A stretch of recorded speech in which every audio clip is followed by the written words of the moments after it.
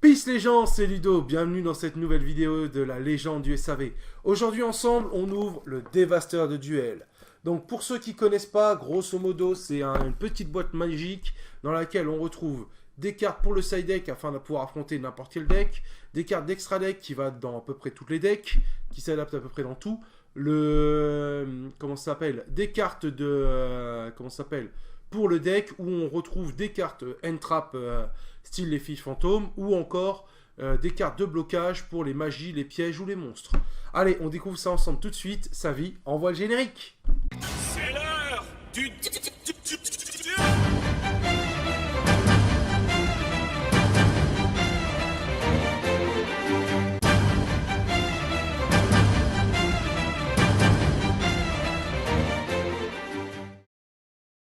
Allez, c'est parti. Donc on va ouvrir cette petite boîte. L'avantage en fait de ce coffret, c'est également d'avoir un bon système de rangement pour les cartes après. C'est-à-dire qu'en fait les cartes en question là peuvent être rangées, enfin le boîtier en question peut servir de rangement de cartes de manière idéale. Il est vraiment fait pour ça, ni plus ni moins. Alors, comme vous pouvez le voir, beaucoup de place pour pas grand chose en réalité. Mais l'avantage, c'est ça. C'est-à-dire que là, vous avez exactement l'emplacement idéal pour ranger vos cartes. C'est ça, ça c'est génial. C'est-à-dire que au-delà de ce petit paquet-là qu'on retrouve, on a également la grosse boîte pour ranger les cartes.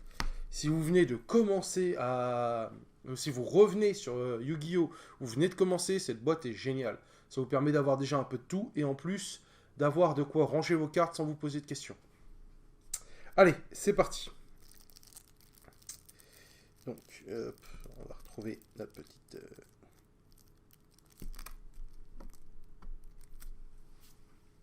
Qu'est-ce que c'est que ça?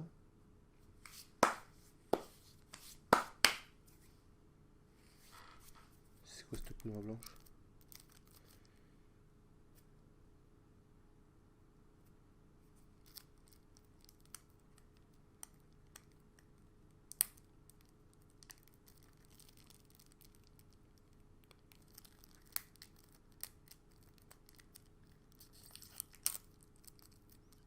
Foutre de ma gueule.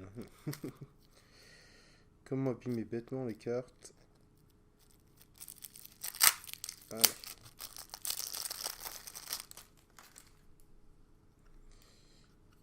Ok. Alors, la première, Ogre fantôme et Lapin des neiges. Donc cette carte-là, en fait, elle vous permet d'aller, comment ça s'appelle, de détruire l'activation d'un monstre, d'une magie ou piège à effet. C'est-à-dire au moment de l'activation de la magie, et, enfin de l'effet de carte, vous pouvez défausser cette carte pour la détruire.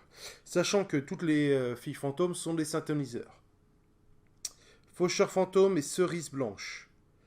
Donc celle-là, elle est là pour, grosso modo, comme... Si vous avez une carte dans votre extra deck identique à celui de votre adversaire, vous pouvez défausser celui de votre extra deck pour défausser celui de votre adversaire. Celle-ci, c'est grosso modo pour annuler toutes les cartes qui viennent du deck. Une invocation, une pioche, un envoi au cimetière. Bonté fantôme, c'est pour tout ce qui est dans le cimetière. Donc, grosso modo, si jamais vous envoyez une carte depuis le deck au cimetière, si vous ramenez un monstre depuis le cimetière, ou si jamais vous bannissez un monstre depuis le cimetière, vous pouvez l'annuler grâce à cette carte. Floraison rouge sous la racine. Donc, celle-là, c'est pour invoquer un monstre fusion en bannissant un monstre fusion de votre adversaire.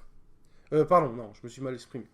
Celle-ci, c'est pour bannir un monstre Xyz, fusion, pendule ou bref, une carte d'extra deck et pouvoir en invoquer une de type différent. C'est-à-dire si vous avez invoqué un X-Ro, vous pourrez invoquer un Xyz. Kalidor, allié de la justice. Donc celle-là, c'est très simple. Hein. Elle détruit automatiquement tout monstre qui n'est pas ténèbre qui l'affronte. Ça peut être une vraie plaie selon la situation. Bionac, dragon de la barrière de glace. Très simplement, vous défaussez, vous renvoyez dans la main de votre adversaire. Vous pouvez vous défausser autant de fois d'autant de cartes que vous voulez pour en renvoyer du même nombre depuis le terrain de votre adversaire dans la main. Horus métaphysique, c'est une carte qui s'adapte en fonction de ses matériels. Un monstre normal, les effets des autres monstres ne l'atteignent plus. Un monstre à effet, on peut cibler une autre carte sur le terrain et annuler les effets. Et ainsi de suite. Très pratique. Dragon rose-noir. Donc celle-là, c'est très simple. C'est quand vous l'invoquez, vous pouvez raser le terrain. Idéalement, elle se joue dans un jeu plante, mais en cas de nécessité, ça peut se jouer partout et ça peut être très pratique selon le moment. Dragon rapide de l'éclair, c'est ce qu'on pourrait appeler un faux pendule. C'est-à-dire que cette carte, comment ça s'appelle? Déjà une fois par tour, vous pouvez...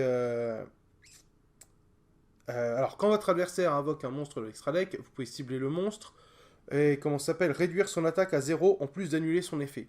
Et si cette carte est détruite, au lieu d'être renvoyée dans l'espace, dans l'extra deck en mode pendule, vous pouvez la maintenir sur une zone pendule et la réinvoquer avec un synthoniseur et un monstre classique. Ce qui permet de l'utiliser en dehors d'un jeu pendule. C'est son côté pratique. Dragon étincelle poussière d'étoile. Grosso modo, elle vous permet de protéger un monstre durant votre tour. Lumicatrice, dragon rouge, arc démon. Cette carte-là vous permet de détruire tous les monstres invoqués spécialement. Et d'infliger 500 points de dommages en plus, d'ailleurs, soit dit en passant, pour chaque monstre. C'est pas mal. Trishula, dragon de la barrière de glace. Petit défaut pour l'invocation, il faut 2 monstres synthoniseurs. Par contre, l'avantage, c'est que vous retirez une carte dans la main, sur le terrain.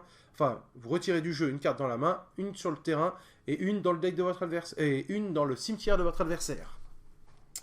Dragon méga vermillon. Grosso modo, vous pouvez vous défausser d'un synthoniseur pour cibler une carte sur le terrain et la détruire. Un monstre de niveau 9 qui rentre dans tous les decks en théorie. Enfin, dans tous les decks synchro, bien sûr.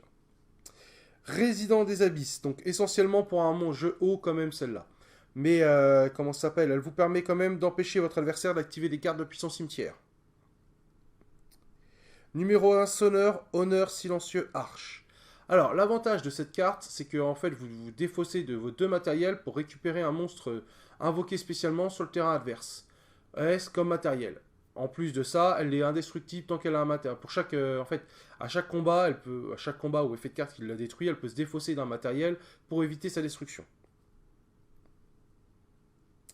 Castel, le mousquetaire chasse-ciel. Un peu comme la carte précédente, vous défaussez 2 matériels et en échange de quoi vous pouvez renvoyer un monstre dans le deck. Ça évite qu'il puisse revenir sur le terrain depuis le cimetière ou autre. Dragon de la tornade. Donc celui-là, c'est pour chaque matériel que vous défaussez, vous pouvez détruire une carte magique au piège. Utilisable qu'une seule fois par tour, malheureusement. Preneur Underlock. Donc celle-là, c'est vous pouvez sélectionner une de vos cartes et une carte, une de vos cartes pointées et une carte pointée et une carte de l'adversaire et diminuer comment ça s'appelle l'attaque de la cible du monstre pointé. L'Onforicus. Bon, celle-là, c'est juste une carte de Link 2. On n'en demandait pas plus. Elle a peut-être un autre effet. Enfin, je marche peut-être dans un jeu, j'en sais rien. Mais je serais incapable de vous dire là quel est son intérêt, à part que c'est un Link 2. Pour certains jeux cyber, ça peut peut-être être utile. Sabre Gaïa, l'ombre de l'éclair. Bon, rien de grand chose à dire sur celle-là. C'est un Link 3. L'avantage, c'est que par contre, elle a 2600 points d'attaque. Pour un Link 3, c'est pas mal. Décodeur bavard. Gagne 500 points d'attaque pour chaque carte pointée. Et en plus, vous pouvez annuler l'activation en sacrifiant l'un des monstres pointés par cet effet. Par cette carte, pardon. Décodeur bavard. Donc, même premier effet. C'est-à-dire que décodeur bavard étendu. C'est-à-dire que vous pouvez gagner 500 points d'attaque pour chaque carte pointée par cette carte. Et en plus de ça, attendez que je vous dise pas de conneries. Si un monstre est pointé durant chaque battle phase, cette carte peut faire une seconde attaque. Donc si l'un de vos monstres qui a été pointé par cette carte, celui de l'adversaire ou chez vous est détruit, vous pouvez faire une deuxième attaque avec cette carte. Dragon bombe topologique. Grosso modo, c'est une carte puissante de lien 4. À partir du moment où il y a un monstre qui est invoqué dans l'une de ces zones pointées, elle détruit tous les monstres sur le terrain et devient la seule à pouvoir attaquer. L'avantage, c'est que quand elle détruit un monstre, elle inflige l'équivalent de l'attaque du monstre au point de vie. Saryuja, terreur du crâne. Donc cette carte-là gagne en fait un nombre de des effets en fonction du nombre de matériel utilisé. Il en faut 2 minimum, mais on peut aller jusqu'à 4. 2 ou plus, cette carte est invoquée, les zones pointées par cette carte gagnent 300 points d'attaque. 3 ou plus, une fois par tour durant la main phase, vous pouvez invoquer spécialement un monstre depuis votre main. Et enfin, 4, lorsque cette carte est invoquée par lien, vous pouvez piocher 5 cartes, puis placer 3 cartes sur le dessus du deck dans l'ordre de votre choix.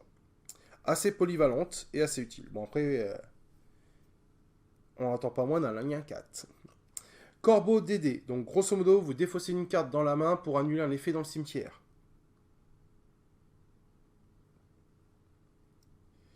Illusionniste d'effet. C'est pour annuler l'effet d'un monstre sur le terrain durant la main phase. C'est un trap. Bloqueur de cartes. Pour annuler les effets des magies et en plus, comment ça s'appelle, pour empêcher votre adversaire de cibler d'autres monstres que celui-ci avec des effets de cartes. Denko Senka. Grosso modo, si vous n'avez pas de magie au piège, votre adversaire ne peut pas en activer non plus. Border Inspecteur. Alors, celle-là, c'était un peu compliqué, mais je crois qu'en fait, elle limite en fonction du nombre de types de cartes que vous avez sur le terrain. Quand je dis type de cartes, c'est ici synchro, lien ou pendule. Annihilateur de magie. Donc, forcément, tout simplement, comme son nom l'indique, elle annihile toute magie. Toutes les cartes magie et effets de magie ne peuvent plus être utilisées, et ceux qui sont déjà présents sur le terrain sont annulés.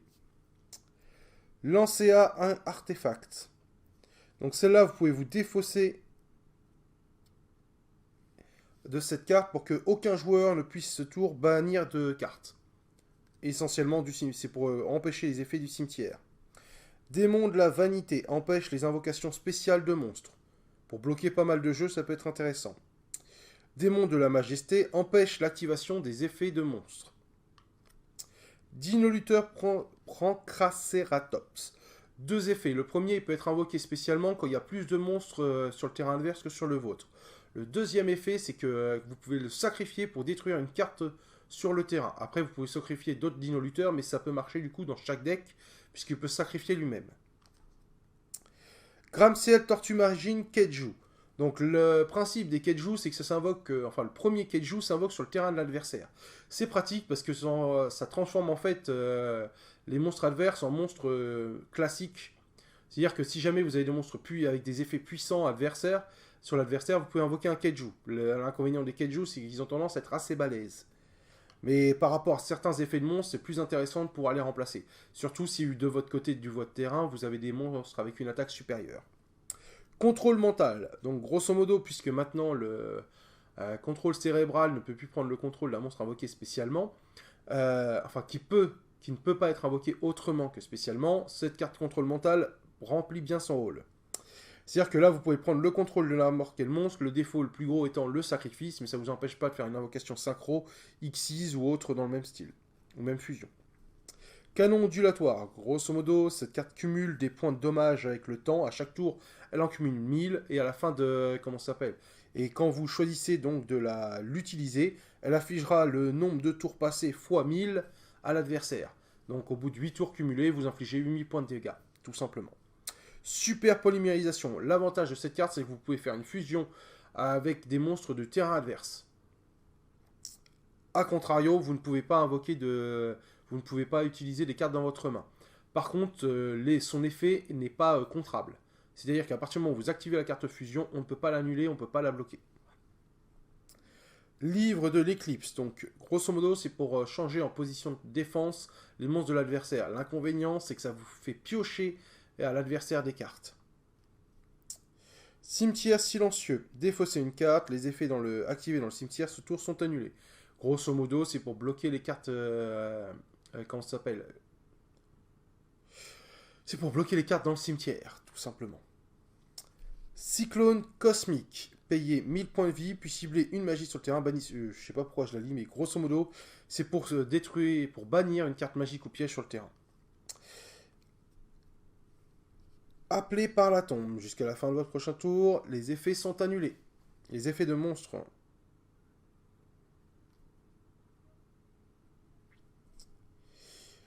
Zone de dimension parallèle. Alors, ça permet de bannir tous les monstres ce tour qui sont envoyés au cimetière. Typhon. On peut détruire une carte piège face recto et... Si l'adversaire contrôle 2 magies au piège, on peut l'activer depuis sa main directement. Apocryphe interdite. Alors celle-là, je me souviens plus trop, mais... Ok, c'est pour renvoyer un type de carte, comme tout à l'heure, un Xyz, synchro, lien ou pendule, depuis le terrain au cimetière. Et alors par contre, ça marche sur les 2 terrains, alors attention à ce que vous faites.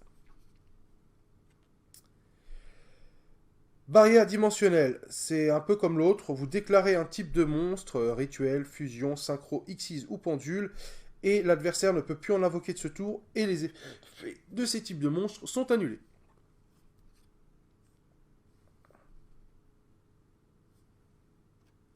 Alors, celle-là, c'est assez simple, c'est pour un monstre invoqué spécialement. Vous pouvez annuler ses effets et diviser par 2 son attaque. Ça peut être pratique pour éliminer pas mal de monstres. Violent orage de poussière, on peut cibler 2 cartes sur le terrain et les détruire. Mais on peut, comment ça s'appelle, si on active cette carte, on saute la battle phase. Assez dérangeant. Décret royal, effet extrêmement simple, elle annule tous les pièges sur le terrain. Donc aucun joueur ne peut activer de piège. Parfum anti-magie. Dans les faits, elle permet de jouer, elle oblige les joueurs à jouer les magies comme les pièges. C'est-à-dire qu'il faut d'abord les poser avant de pouvoir les utiliser. Pour ralentir les stratégies adverses, c'est idéal. Alors, il ne peut y en avoir qu'un. C'est une carte qui, comment ça s'appelle, limite le nombre de types sur le terrain. C'est-à-dire que vous ne pouvez posséder qu'un seul type de monstre à la fois sur le terrain. Vous ne pouvez pas posséder 2 guerriers, vous ne pouvez pas posséder 2 dragons. Par contre, vous pouvez posséder un dragon et un guerrier, c'est pas un problème. Mouchard électronique. Simple, efficace, annule l'effet d'un piège et le renvoie dans le deck. L'inconvénient, c'est que la carte piège peut revenir du coup dans le temps. Assaut solennel, pour bloquer une invocation ou un effet de monstre. Elle vous coûtera 1500 points, mais c'est une carte contre, donc difficile à... difficilement contrable. Enfin, redémarrage rouge. Alors... permet d'annuler l'effet d'une carte piège. Là, votre adversaire pourra en poser une. Ça annule l'effet du piège. La carte est à nouveau posée sur son terrain. Il peut en poser une depuis son deck. Par contre, durant ce tour, il ne pourra plus activer de carte piège. C'est une carte pour. C'est une carte pour en finir, tout simplement. C'est quand vous avez vos cartes sur le terrain, vous avez peur des pièges, vous activez cette carte piège si jamais votre adversaire en active un, et à partir de ce moment-là, vous êtes peinard à ce niveau-là. Bon bah voilà, c'était le dévasteur de duel. Donc comme vous l'avez compris, c'est bien surtout pour ceux qui reprennent le Yu-Gi-Oh! L'avantage, c'est qu'il vous permet de vous adapter au niveau de votre side deck, votre extra deck pour pouvoir lutter un peu contre tous les decks et vous permet d'avoir des end traps assez simples mais efficaces. Bon sur ce, je vous laisse, je vous souhaite une bonne soirée et yippee pauvre con.